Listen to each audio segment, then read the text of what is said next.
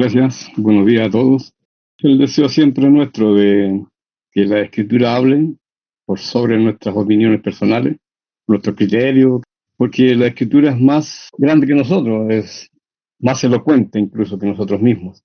El tema que quiero plantear hoy es la imposibilidad del hombre de salvarse por sí mismo. Si quieren, busquen el Salmo 49:6, que será el texto principal, la base del estudio. Es muy interesante este salmo, Salmo 49:6. Dice, los que confían en sus bienes y de la muchedumbre de sus riquezas se jactan, ninguno de ellos podrá en manera alguna redimir al hermano. Podrán tener mucha fortuna, ser los magnates más grandes de la tierra, pero hay algo que nunca podrán hacer: redimir a alguien.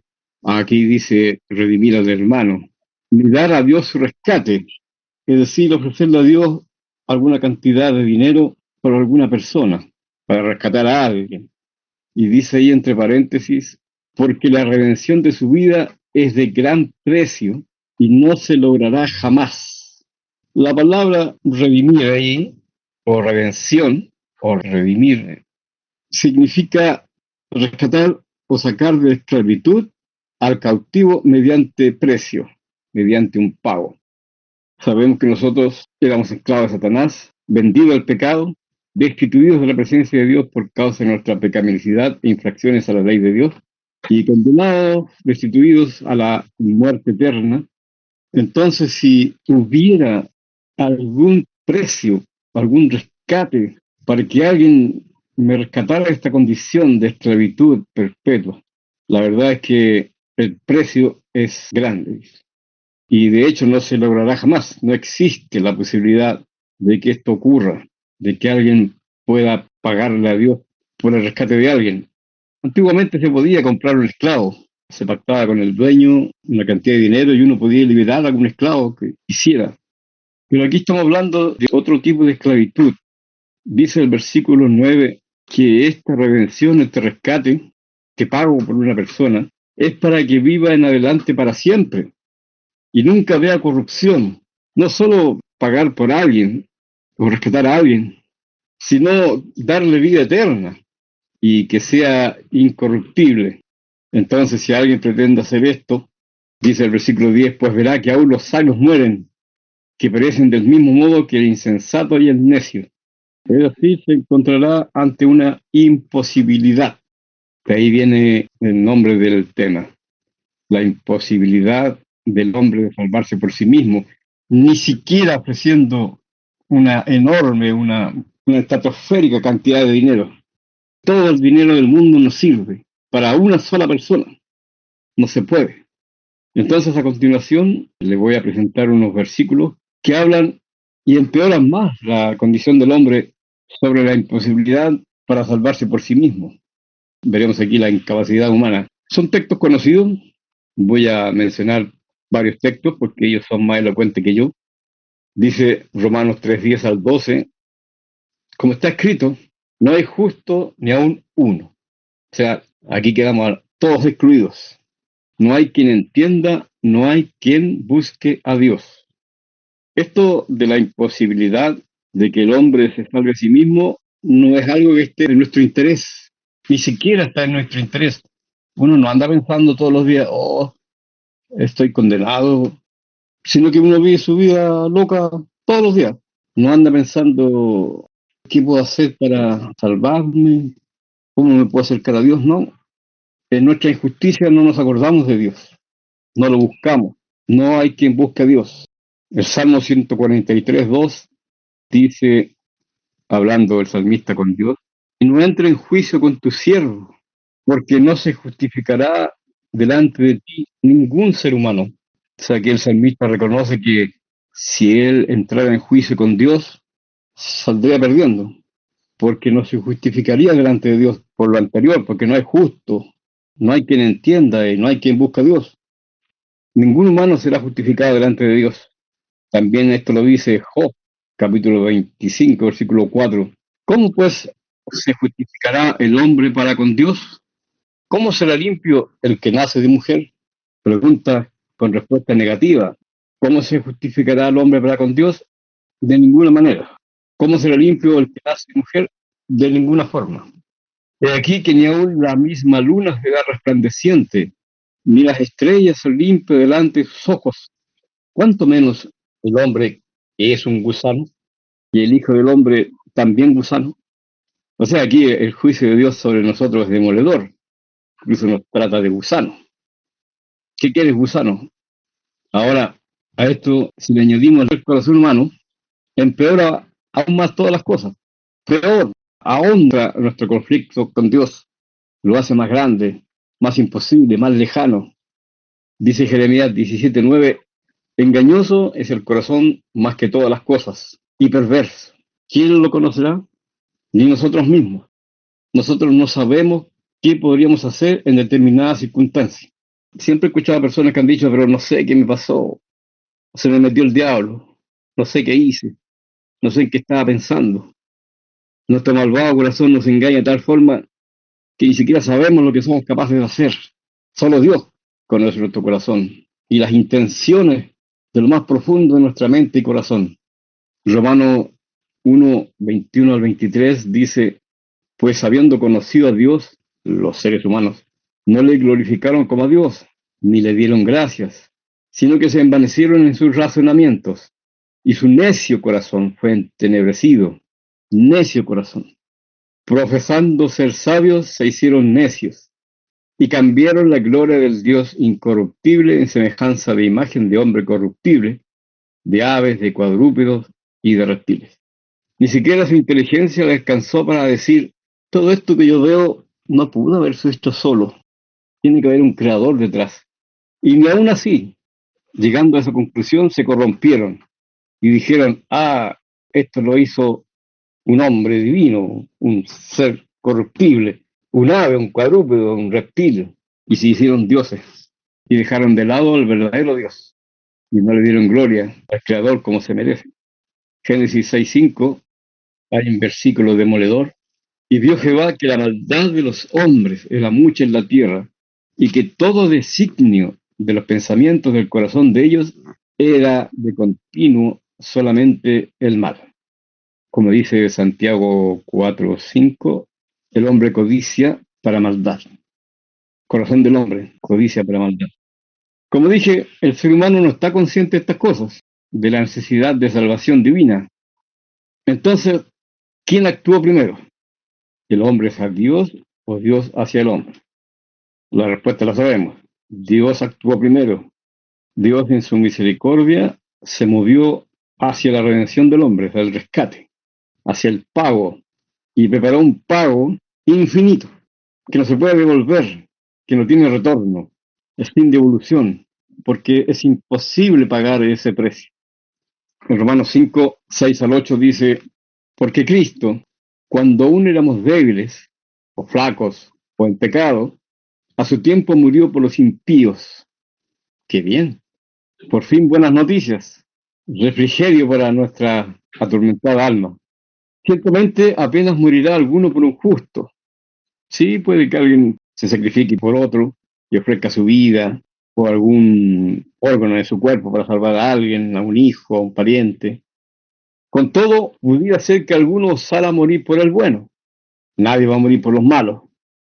Mas Dios muestra su amor para con nosotros en que siendo aún pecadores, estando aún en la condición de pecado, aún siendo débiles, extraviados, ajenos a Dios, Dios no esperó que cambiáramos, sino que en nuestra misma condición de pecado, Cristo murió por nosotros. Dios no esperó ningún cambio en nosotros porque si hubiéramos cambiado por nosotros mismos, ¿para qué mandar al Cristo? Un par de reprensiones y enmendamos el camino. Pero no, pues vemos que la condición del hombre es más grave de lo que pensamos. Las razones por las cuales Dios nos destituyó en el principio, en el paraíso, en Edén, son demasiado graves para que Dios hubiera permitido que siguiéramos en ese lugar. Por eso fuimos expulsados y además se nos quitó el derecho a la vida eterna, a la inmortalidad, porque la inmortalidad estaba en un árbol, no estaba en nosotros mismos, nos fuimos creados con un alma inmortal, como dicen algunos. Y ahí está la gravedad de la decisión de Adán y Eva, que en vez de haber comido del árbol de la vida, y ser inmortales prefirieron comer del árbol de la ciencia del bien y el mal que la acarreó condenación. En Efesios 2, 8, 9 es un versículo muy conocido por todos. Porque por gracia sois salvos por medio de la fe. Y esto no es de vosotros, no proviene de mí, de mi iniciativa, pues es don de Dios, es un regalo de Dios, un obsequio.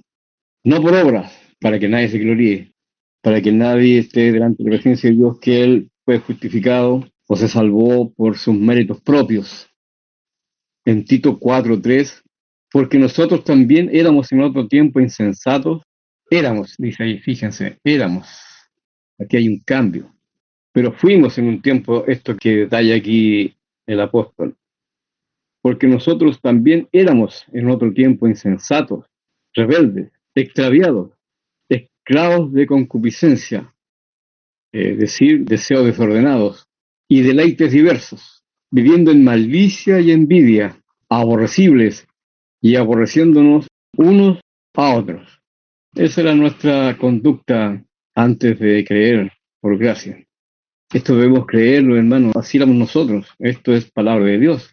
Dios se está refiriendo así de nosotros, nuestra conducta antes de creer, viviendo en malicia y envidia, como dice Génesis 6, buscando el mal permanentemente. Nuestra vida era el mal.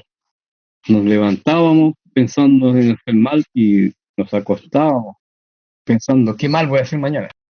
Pero cuando se manifestó la bondad de Dios, nuestro Salvador, y su amor para con los hombres, nos salvó. Oh, qué buenas noticias.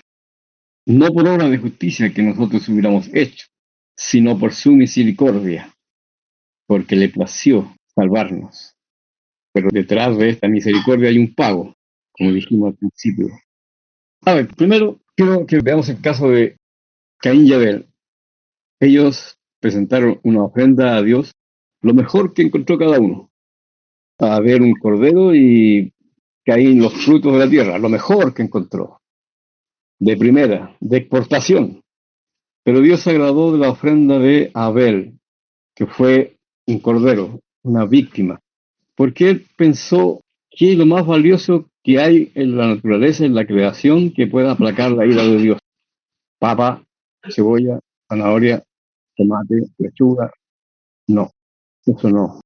Una vida única e irrepetible. Entonces él, inspirado por el Espíritu de Dios, acertadamente ofreció lo más valioso que hay en la creación, la vida de un cordero inocente. Entonces, el pago de Dios hacia nosotros fue una vida única, irrepetible, divina, eterna, la de su propio Hijo, infinita vida, de infinito valor. Entonces, esta vida de Cristo, su sacrificio perfecto y acabado por nosotros, contrasta con la imposibilidad de la justicia humana. Isaías 64:6 dice, si bien todos nosotros somos como suciedad, y toda nuestra justicia es como trapo de inmundicia, y caímos todos nosotros como la hoja, y nuestras maldades nos llevaron como viento. O sea, la mayor justicia que nosotros podamos hacer delante de Dios, para Dios es un trapo de inmundicia. Salmo 133 dice, si consideraras las iniquidades, Señor, ¿quién podría estar en pie? Nadie. Por lo tanto, Dios, cuando interactúa con el hombre, no considera mucho sus iniquidades, porque si no, desapareceríamos todos. Me recuerdo el Salmo que dice, bienaventurado el hombre que en el Señor no inculpa de pecado. Y sabemos que esto es por la fe, por la muerte de nuestro Señor, por la imputación de la justicia que Dios hace por nosotros, de la muerte y resurrección de Jesucristo. Si alguien quisiera ya, voy a recurrir a la ley entonces, para acercarme a Dios, ser justificado, voy a guardar los mandamientos que Dios mandó allá en el Sinaí. Dice aquí Pablo en Romanos 3:20, porque por las obras de la ley nadie será justificado delante de él, por cuanto por la ley es el conocimiento del pecado, porque nadie puede cumplir la ley perfectamente como Dios lo manda. Una cosa es pretender guardar la ley y otra cosa es entender qué es lo que Dios demanda de mí por los mandamientos. Y no es otra cosa que hacerlo perfectamente, con un corazón absolutamente limpio y sin ningún tipo de cargo de conciencia de pecado. Una alma totalmente transparente y limpia, con incluso las intenciones de nuestro corazón, sin ningún asomo de egoísmo, avaricia, codicia, de ninguna especie. Dios no ve la obra externa del ejecutante. Dios analiza lo más profundo de su corazón. Ve con qué intención está haciendo la obra. Y bueno, unos versículos ya más esperanzadores. Pero esto es necesario, hermano, es necesario saber la condición en la que estábamos delante de Dios antes de ser justificados. Era deplorable, no teníamos perdón, no había por dónde agradar al Padre. Dice en Mateo 19. Esto lo vamos a ver en un evento que ocurrió cuando el Señor se enfrentó a un joven rico que llegó a hablar con él. Igual que el Salmo 49 que vimos, que habla de que personas con dinero ni siquiera podrían ofrecer algún pago, por muy grande que fuera. Aquí vemos este relato en Mateo 19, 16. Entonces vino uno y le dijo, maestro bueno, de partida aquí cometió un error este hombre porque adula al Señor, maestro bueno. Entró así como sobándole el hombro, así, maestro bueno. ¿Qué bien haré para tener la vida eterna? Él le dijo, ¿por qué me llamas bueno? Ahí corregido inmediatamente. Ninguno hay bueno sino uno, Dios. Mas si quieres entrar en la vida, guarda los mandamientos. Le dijo, ¿cuáles? Y Jesús dijo, no matarás, no adulterarás, no hurtarás, no dirás falso testimonio. Honra a tu padre y a tu madre, llamarás a tu prójimo como a ti mismo. El joven le dijo, todo esto lo he guardado desde mi juventud. ¿Qué más me falta? Yo le digo, si quieres ser perfecto, anda, vende lo que tienes y dalo a los pobres, y tendrás tesoro en el cielo. Y ven, sí. Aquí Jesús le puso la prueba delante de él, lo puso en aprieto.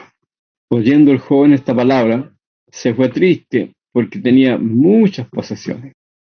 Es decir, si tenía tanto interés en tener la vida eterna, el Señor le dice, bueno, vende todo. Ah, qué bien, claro, vendo todo y tengo la vida eterna. Vendo lo temporal y gano lo eterno. Buen negocio. Pero no, se fue triste porque tenía muchas posesiones. Entonces le pesó en su corazón vender todas esas cosas. Aquí hay una reacción de los discípulos. Entonces Jesús dijo a sus discípulos, de cierto os digo que difícilmente entrará un rico en el reino de los cielos. Otra vez os digo, es más fácil pasar un camello por el ojo de una aguja que entrar un rico en el reino de los cielos. Y yo creo que esto es literal, es decir, un camello, pasarlo por el ojo de una aguja, esa que se usa para enmendar prendas de vestir. Es imposible pasar un camello por el ojo de una aguja. Físicamente no se puede. Entonces aquí Jesús establece una imposibilidad de que entre un rico en el reino de Dios. Sus discípulos, oyendo esto, se asombraron en gran manera. Claro, o sea, bueno, entonces, si un rico no puede con toda su riqueza comprar su salvación, vendiendo, por ejemplo, sus bienes, ¿qué queda de nosotros que somos pobres? ¿Quién pues podrá ser salvo si hay esta imposibilidad? Y mirando a Jesús les dijo, para los hombres esto es imposible, mas para Dios todo es posible. Amén. Aquí un bálsamo sobre nuestra cabeza, un alivio para nuestra alma. Para los hombres es imposible salvarse, pero para Dios no es imposible. Y de hecho lo hizo. Dios tiene poder para salvar y lo hace por medio de su Hijo, su preciado y amantísimo Hijo Jesucristo. Quise buscar un versículo que reflejara todo esto de una forma dramática, pero ¿qué más dramático que el famoso y archiconocido Juan 3:16? Aquí está resumido todo, el amor de Dios y cómo obró a nuestro favor. Porque de tal manera amó Dios al mundo, dice, que ha dado a su Hijo unigénito, para que todo aquel que en él cree no se pierda, mas tenga vida eterna. Porque no envió Dios a su Hijo al mundo para condenar al mundo, sino para que el mundo sea salvo por él. El que en él cree no es condenado, pero el que no cree ya ha sido condenado, porque no ha creído en el nombre del unigénito Hijo de Dios. Y esta es la condenación, que la luz vino al mundo y los hombres amaron más las tinieblas que la luz, porque sus obras eran malas. Porque todo aquel que hace lo malo aborrece la luz y no viene a la luz para que sus obras no sean reprendidas. Mas el que practica la verdad viene a la luz para que sea manifiesto que sus obras son hechas en Dios. El que cree en el Hijo tiene vida eterna, pero el que rehúsa creer en el Hijo no verá la vida, sino que la ira de Dios está sobre él. No habrá pago para esa persona. Se la perdió.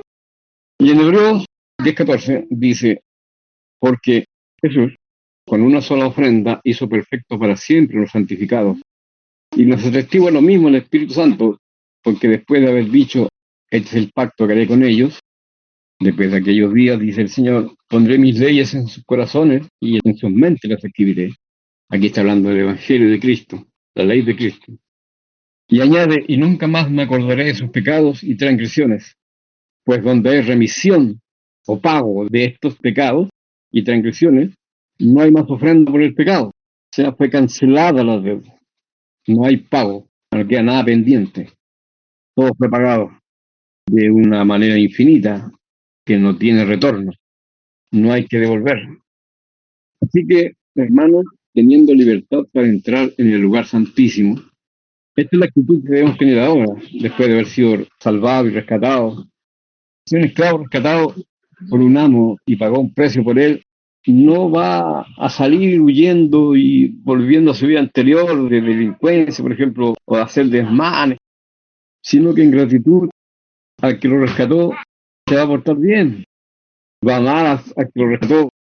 Así que, hermanos, teniendo libertad para entrar en el lugar santísimo por la sangre de Jesucristo, por el camino nuevo y vivo que nos abrió a través del velo, esto es de su carne, y teniendo un gran sacerdote sobre la casa de Dios, Jesucristo, acerquémonos con corazón sincero, en plena certidumbre de fe, purificados los corazones de mala conciencia y lavados los cuerpos con agua pura. Mantengamos firme y sin fluctuar la profesión de nuestra esperanza, porque fiel es el que prometió, y considerémonos unos a otros para estimularnos al amor y las buenas obras. Estas buenas obras no nos van a salvar, pero son necesarias para no menospreciar a nuestro Señor, ni que los demás se burlen de Jesús con nuestra mala conducta. Y es consecuencia de nuestra fe. Las buenas obras son consecuentes con la fe que profesamos, no dejando de congregarnos, como algunos tienen por costumbre, sino exhortándonos, y tanto más cuando veáis que el día se acerca. La venida del Señor está cerca, no sabemos cuándo, pero debemos estar siempre en actitud de velar, para que cuando el Señor venga nos encuentre haciendo bien y no en desobediencia. Amén, hermanos. Eso les tenía preparado. Estos versículos que leí los voy a publicar en la página para que lo tengan ahí. Amén, hermanos. Gracias por compartir la palabra. Creo, hermanos, que es la descripción perfecta de tal como somos nosotros. Uno se siente muy identificado con todo lo que dice. Y doy gracias a Dios porque, si bien es cierto, estamos muy lejos de estar en la presencia de Dios, solo algo divino podía llevarnos a esa presencia. Y ese medio que tenemos es Cristo en su muerte. Cada uno de nosotros sabe en la condición que estábamos antes y estamos ahora, salvo con Cristo en nuestro corazón. Esa es la única condición que necesitamos. Pastor, ¿algún comentario al estudio? Sí, algunos versículos que se tocaron y otros que en realidad para mí estarían alumbrando la idea del hermano. Nosotros hemos sido las personas más afortunadas del mundo si hemos creído en Jesucristo, porque Dios previó nuestra caída y preparó en Jesucristo la esperanza de la salvación para aquel que cree en Él. En Isaías 53:6 dice, y mete todo el mundo en lo que dice aquí, todos nos descarriamos como ovejas, dice. O sea, nacimos nosotros rebeldes a Dios, por decirlo de una forma muy sencilla. Cada cual se apartó por su camino, o sea, por donde mejor le pareció que era mejor ir. Así nos halla la fe y la predicación del Evangelio y el Espíritu de Dios cuando recién empezamos a conocer la buena nueva, ¿cierto? Cada cual se apartó por su camino, dice, más Jehová, a pesar de que nosotros andábamos preocupados de nuestros propios caminos, Dios ya estaba previendo en Cristo nuestra salvación, dice, más Jehová cargó en él. ¿Quién es Él? Nuestro Señor Jesucristo. ¿Y por qué se le dice el Cordero de Dios? Porque ofreció su vida igual que un cordero sin tacha para la limpieza de nuestros pecados delante de Dios. Dice, más Jehová cargó en él el pecado de todos nosotros. ¿Qué más puedo yo decir? Aquí está lo más importante de la palabra de Dios que nos puede decir. Tenemos esperanza de perdón de pecado y vida eterna, a pesar de que también en muchas formas ofendemos. Pero debemos buscar esta limpieza confesando y pidiendo perdón de nuestros pecados en nombre del Señor Jesucristo. Y pidiendo la ayuda de su buen Espíritu para que nos mantenga por el camino recto que Jesucristo nos mandó. Pero Dios había previsto que el Cordero viniera a cargar los pecados del mundo y a morir por nosotros.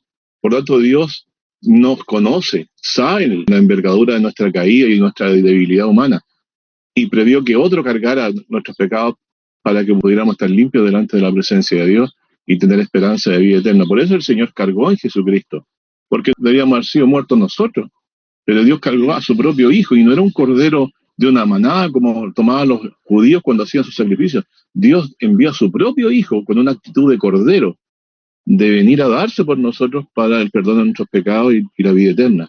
Y nos ha dado no un sustento en él humano, sino que el sustento eterno de la vida eterna que nos prometía por la fe en Jesucristo.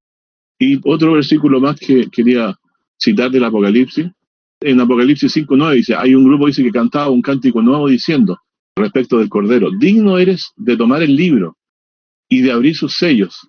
Este es el libro de la vida, de la revelación del Apocalipsis. Porque tú fuiste inmolado. ¿Qué quiere decir inmolado? Él murió sacrificado igual que un corderito, hermano, por nuestros pecados.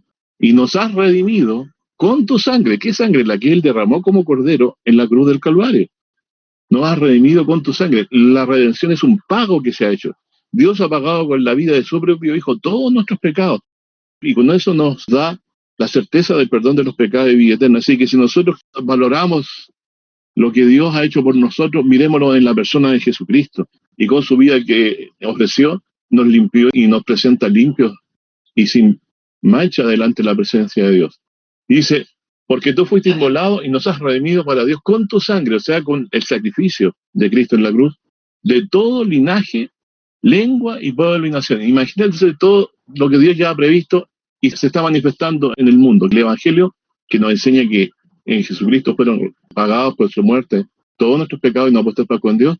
Dios está mostrando su sentir hacia el mundo en amor por causa de Cristo a través de su sacrificio y la predicación del Evangelio. Jesús fue inmolado, fue sacrificado como un corderito pascual, no se defendió, se dejó llegar al matadero delante de los trasquiladores, como dice la Escritura, y con su sangre nos redimió de todo pecado. Así que nosotros no tenemos deuda con Dios ahora, salvo que nos volvamos atrás de la fe, y eso no corresponde. Tenemos que ser de los que perseveran para ganancia del alma. Y dice en Apocalipsis 5:12, había un grupo que decía en alta voz, el Cordero que fue inmolado es digno de tomar poder, riquezas y sabiduría y fortaleza y honra y gloria y alabanza. De todas estas cosas que puede tomar, ¿qué cosa puede tomar de nosotros en amor y en agradecimiento? La honra, la gloria y la alabanza. Que Dios les bendiga, hermano. Gracias.